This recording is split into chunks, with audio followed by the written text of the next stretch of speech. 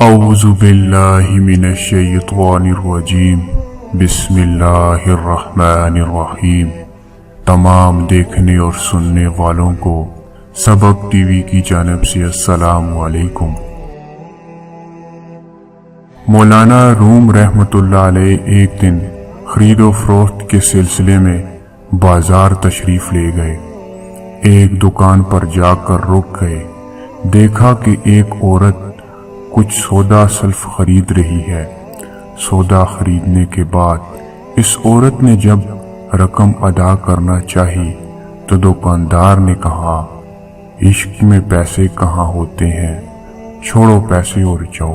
اصل میں یہ دونوں عاشق اور معشوق تھے۔ مولانا روم رحمۃ اللہ علیہ یہ سن کر غش کھا کر گر پڑے۔ دکاندار سخت گھبرا گیا۔ اس دوران میں وہ عورت بھی وہاں سے چلی گئی۔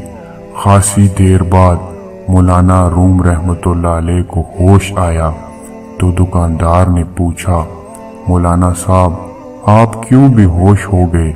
مولانا روم نے جواب دیا، میں اس بات پر بے ہوش ہوا کہ تم اور عورت دونوں عشق میں اتنے قوی اور مضبوط ہو کہ دونوں میں کوئی حساب کتاب نہیں، جبکہ اللہ کے ساتھ میرا عشق اتنا کمزور ہے کہ میں تسبیح گن کر کرتا ہوں۔